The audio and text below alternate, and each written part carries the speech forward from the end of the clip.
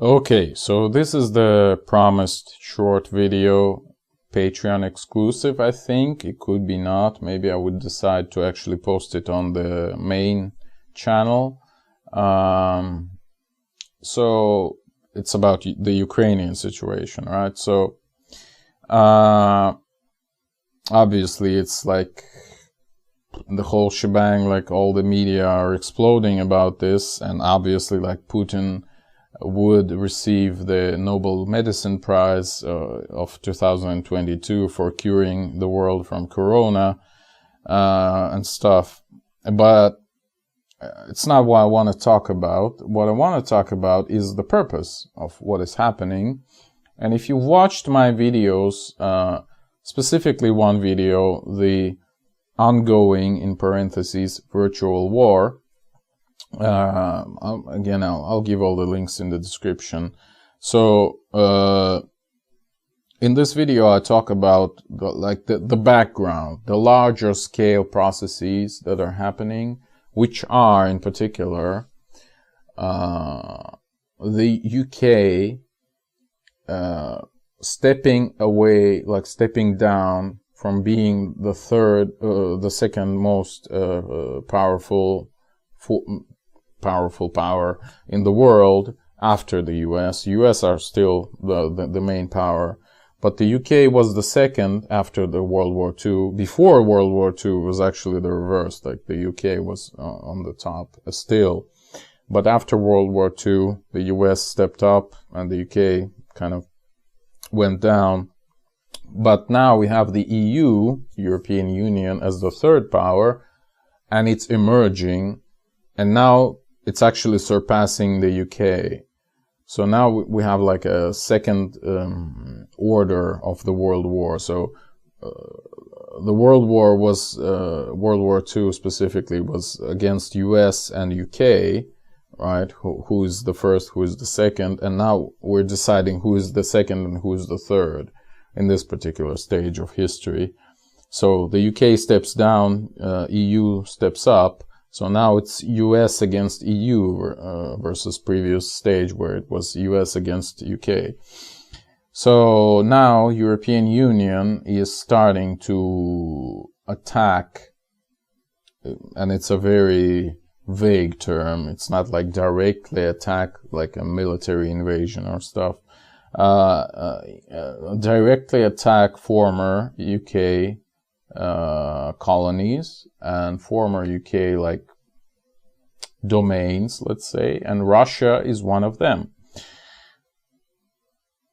But not only that, like one of the objectives of the EU is to also try to shield itself from NATO. And what is NATO? Well, it's United States Army. I mean, let's be clear about it. And it's kind of have control of most of the Europe at the moment. It has bases everywhere, and it's garrisons everywhere in Europe. And Europe doesn't like that. It says, okay, we're now no longer third world power, like third place. We're actually emerging as a second place now. So let us have our own army. Especially since the US is in crisis itself. It's still number one, that like there's no question about it, but it's in huge crisis at the moment. It's undergoing a huge transition to a civilization state, which again, see my previous videos. So since US is in the crisis, we're not going to contest their number one spot, but at least we're going to contest our own identity as Europeans, as EU, as a single entity. Hence, we need our own military. We don't need NATO, aka US forces, protecting us. We need our own forces protecting us. So that's the motivation, actually, for the war in Ukraine. Because how are you going to create a military? It's kind of like Star Wars, actually, episode 1 and 2, you know, Phantom Menace and Attack of the Clones. It's like, okay, Palpatine provokes a conflict with the Trade Federation, and later the, what is the Count Dooku thing was called? some confederation. Shit, I don't remember. So he provokes a couple of conflicts, which actually like make the Senate of the Republic to say, okay, we need an army actually.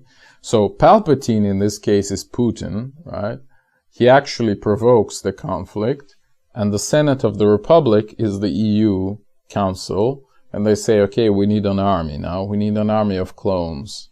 And they're gonna create an army of clones, right?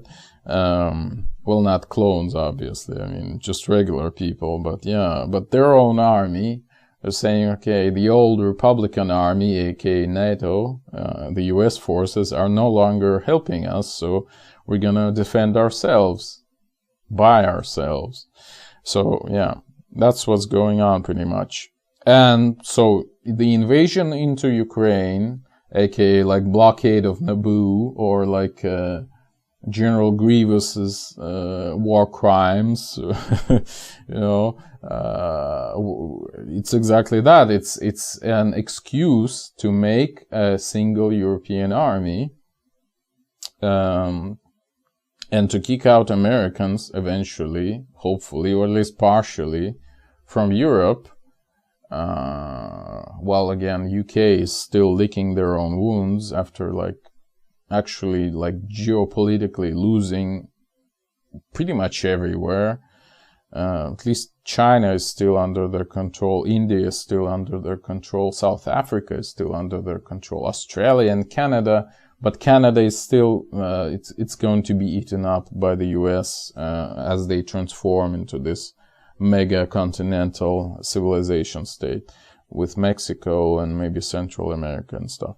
But anyway, so yeah, long story short, the goal of the Putin's invasion into Ukraine is to create a unified European army, period, actually. And that's why Macron, the president of France, and actually technically the head of the, I don't know the proper English term, the council, not the Council of Europe,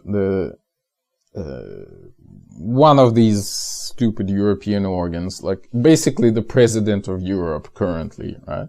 Because France is actually currently the leader of Europe. I mean, it's on the rotation, right? Like every year they have a different one. Today it's France. So Macron, the president of France, Scholz, the German chancellor, who is actually a huge advocate of the army of EU, like, guess why Merkel stepped down, right? Because we need an army, so hence Scholz needs to step up. So France and Germany is the embodiment of Europe. It's like, okay, this video is not gonna be short, but hopefully it will be entertaining and interesting at least. Okay, let me go into a couple of distractions. So, digressions rather. So, the whole point of European Union was to bring an alliance to Germany and France, right? To stop wars between them, because like these nations hate each other, and just stop. It's time to stop, you know, this meme.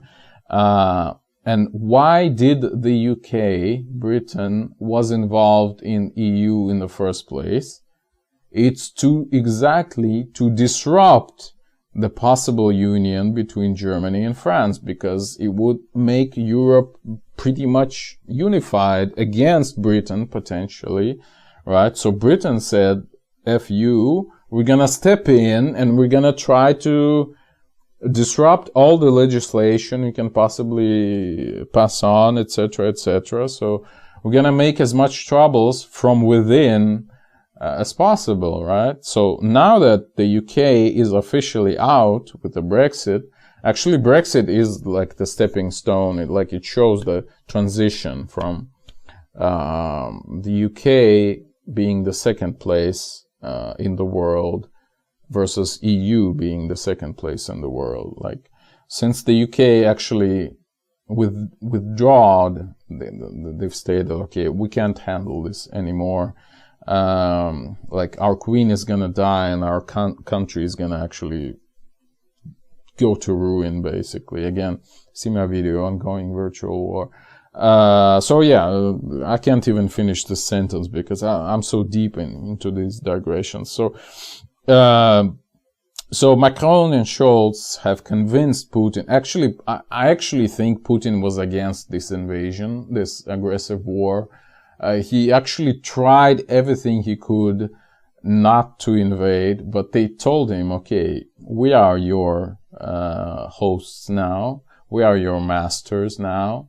Like the Queen is not helping you anymore. The UK is not the second power anymore. We are the power now. So please follow our advice and attack Ukraine, because we need an army and we need you to make an excuse for us to make an army. You know, we need an Afghanistan at our borders. Yeah, it's very unfortunate that like tens of thousands of Russians and probably much more of Ukrainians have died for it already, and probably much more would die for this afterwards. But again, when did Paris and Berlin and London, for that case, and Washington even, cared about these kinds of things? Like, yeah, it's like, again, third world countries like us, Slavic countries like Russia, Ukraine, Belarus, or African countries or Asian countries, they're always, you know, taking the toll, so to speak, for all the big guys playing in their fucking war rooms, right? In Paris and Berlin and London and Washington. And yeah, it's unfortunate, but that's the truth of life. That's how it goes.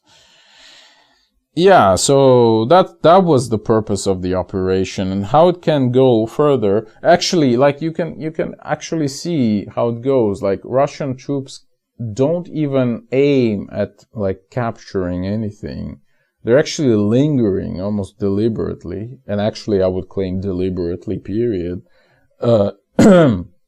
They're taking heaviest losses in like modern Russia's history. Like they lose almost like 1,000 people, 1,000 soldiers per day. So it's all already like around 14,000 at this moment. It's like, it's enormous. Like in both Chechnya wars, I think it was smaller than that. And even that was like a huge period, like a huge thing in Russian history, like modern Russia history, like after Soviet Union. But now it's much worse. It's like much worse. Like they've already lost like hundreds of tanks, like dozens of planes. Like it's a graveyard at this moment. So I don't know. Yeah, and they bomb Ukrainian civilians, killing thousands. I mean, it's just horrible. But again, it's emotional level. But honestly, when I kind of learned what this is all about, like I was very emotional in the first days of this war, but now I'm not. Like I'm kind of fed up, firstly, and secondly, I actually see why this war happened and continues to happen, so to speak. What's it gonna lead to? So it's always like, you know, you've read the script already, so you're not interested in actually looking at what's happening, right? Like a lot of people are stressed out and, what's gonna happen tomorrow? Like, is Kiev gonna fall or not? I'm completely not interested, because I know the end result. The end result is EU is gonna have its army. What is left of Ukraine is gonna integrate into EU. Russian Federation is gonna be actually dissolved. Actually, yeah, we'll talk about this like in a minute. What else? Well, yeah, and UK is gonna be kicked out of Europe and possibly NATO. is going to be at least partially kicked out of Europe. And long-term consequences, like 5 to 10 years from now, is that Middle East and Northern Africa is going to be integrated into EU as well. And you might think, well, why did they need so much migrants from Northern Africa and Middle East? Well, that's your answer, because they would say, we are just like you. You see, we have all your people right here, and now we have an army, so we have a say in this thing. And I don't think that the US can actually contest the EU at this moment, when they are so weak themselves. They have to transform themselves firstly. Again, the US is in the process of transformation into civilization state. They are sort of very busy right now, right? They're kind of falling apart to form something new with Canada, with Mexico, with Caribbean, with stuff, right? So now is the perfect time for EU to step up, which is what they're doing.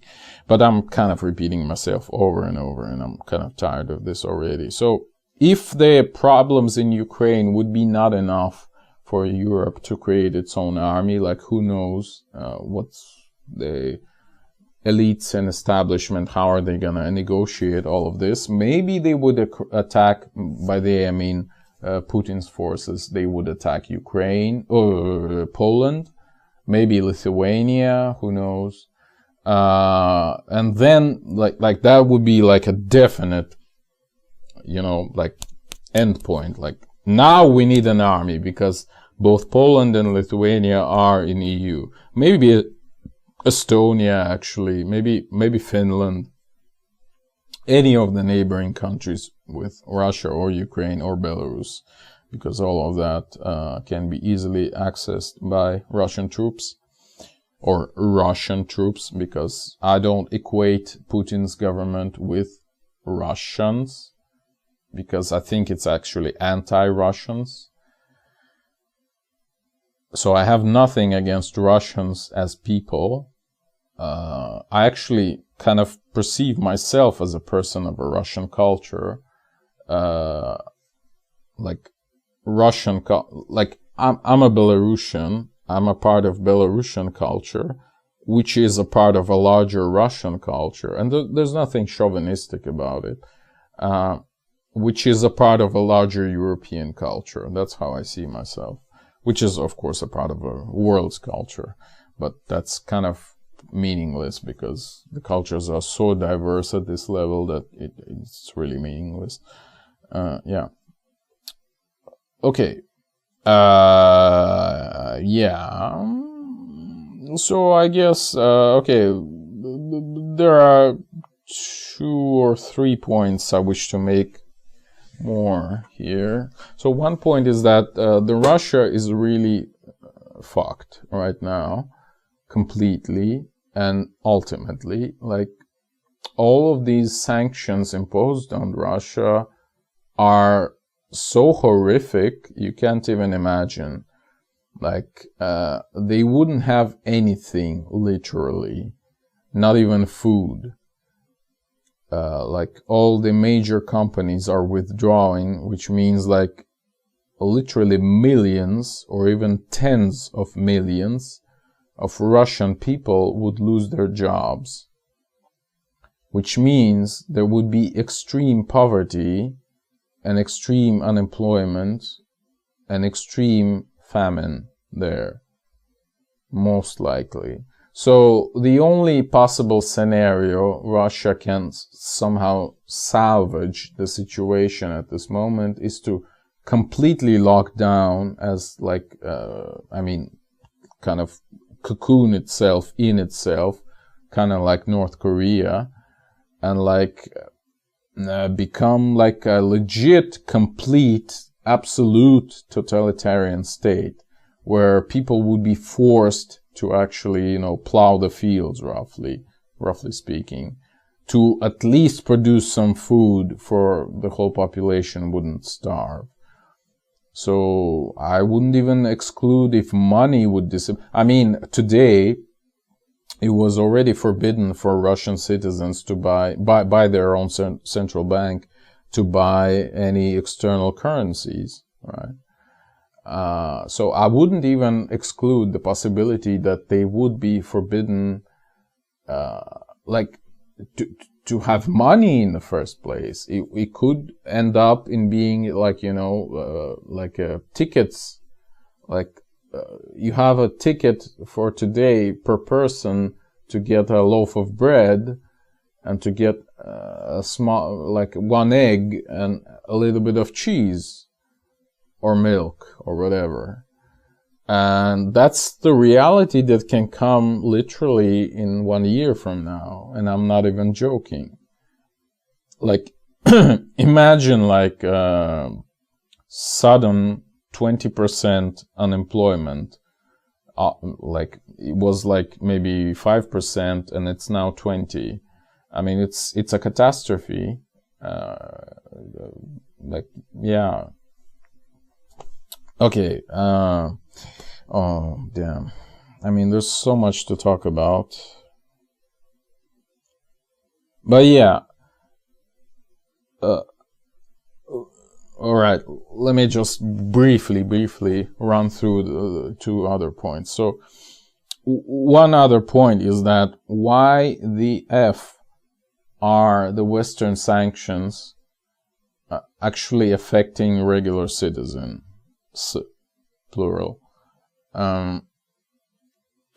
Like, do regular people in Russia actually decide on their policy, their government's policy? I mean, it's effing clear, plain as day, that a regular citizen in Russia has no impact on the policy of their government whatsoever. Just like in my country, by the way. So why do you punish regular citizens with your sanctions?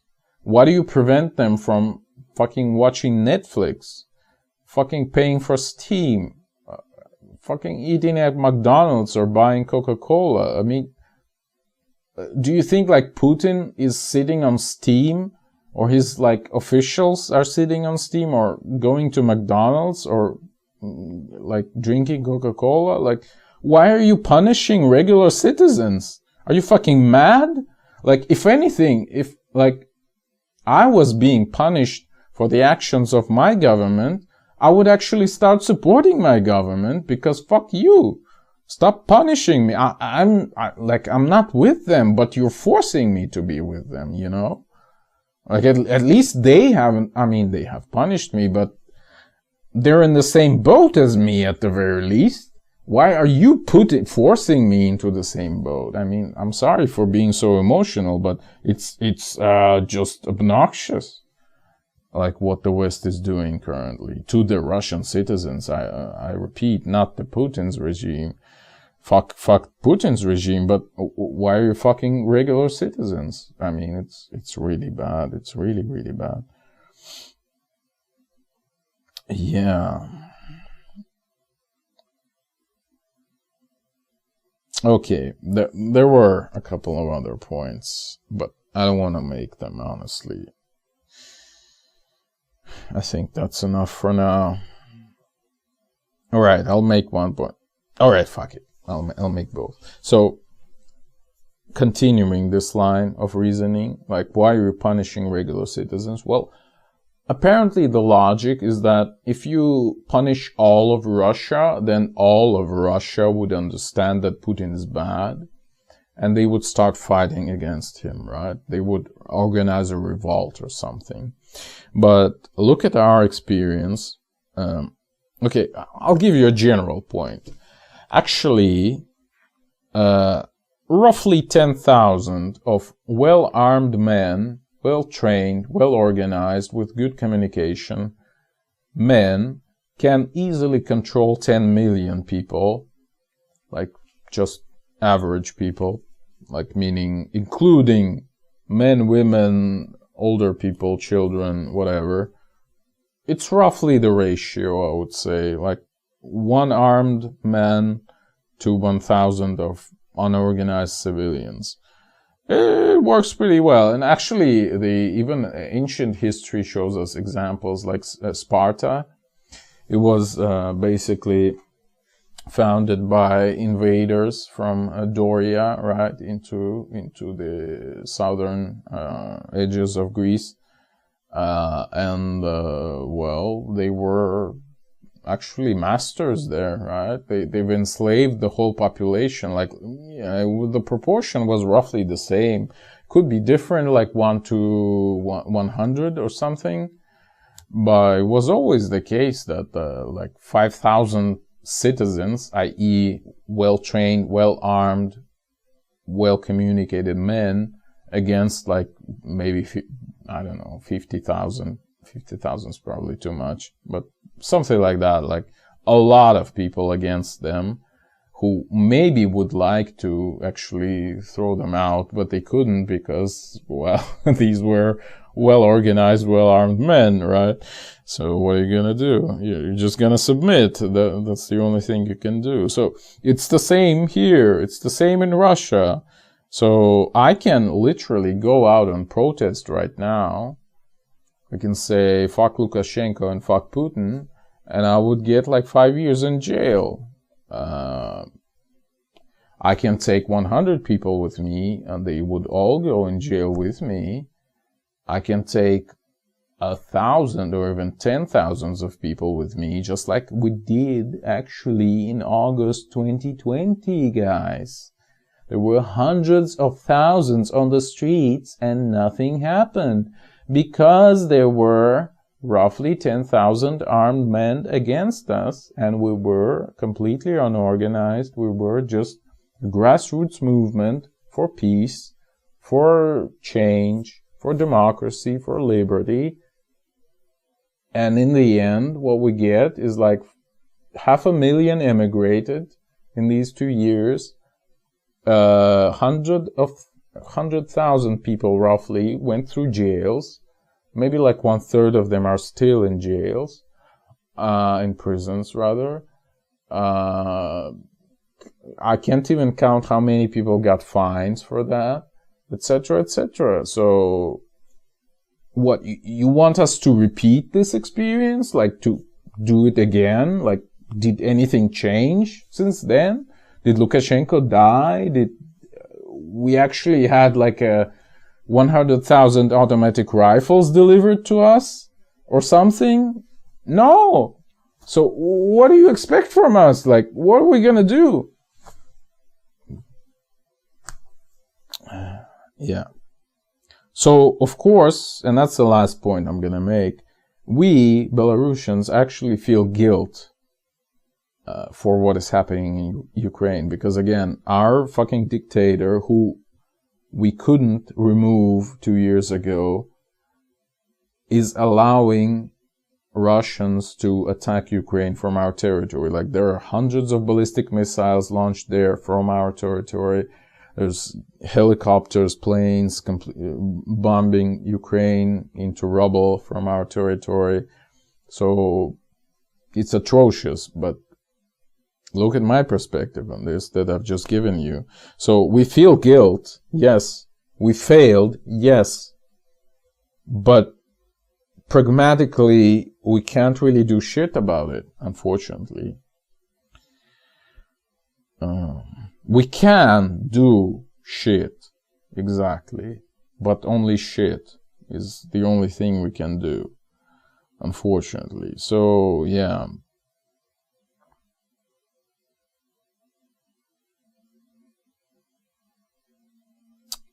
Alright, one asterisk type of point I wish to make is the relief that I think the world has felt. It's not moralistic in any point. Like, I'm not making like a statement whether it's good or bad. I'm just stating as it is, or hopefully as I think it is. That would be better. So relief that the world feels now that the war has started and it's ongoing, and people actually die, and there's actually literal fighting going on. So what do I mean by this relief? So what do I mean by relief in the first place? Well, It's because the world was extremely stressed out. And when, let me make an analogy with a person. When a person is stressed out, like very stressed, like very, very tense, any small thing can spark some excess, like a flash of anger, or even tears, or like, I don't know, St. Vitus dance, whatever. But it relieves the stress at the very least, right? Or laughter, by the way, is another way of relieving stress. So at least it relieves the stress. Even if you like angrily hit the wall and like break your arms, or break your hands or something, you already feel relief because you at least transferred your stress into some action, right? Same goes for laughter or crying or like whatever other stuff, right? So now that the world was under these 2 years of stress from Chinese flu, the world is kind of relieved that actually now there is this excess, that there's finally somebody doing something. Somebody's like starting hitting the wall, right? So with their hands. So even though the people are dying, I think actually, like immorally speaking, most of the world is happy right now. Like on some very deep level, they are happy that finally something has started going on. Like we sat on our lockdowns for years, and now finally somebody has resolved this situation. They've started doing at least something, right? Or like at least some release, like the dam broke somewhere at least, right? So that's what I'm talking about. So yeah. And again, no moralistic judgment here. And the final note that I would make is about the horseman. Again, if you read my Facebook, you know what I'm talking about. So,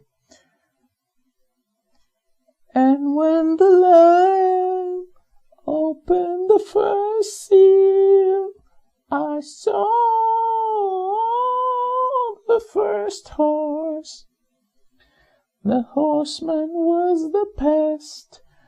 So, the leading horse is white, the second horse is red, third one is a black, the last one is a green. So the first horseman is the pestilence, the second is war, and the third is famine. So you already know what to be prepared for. See you in the next one.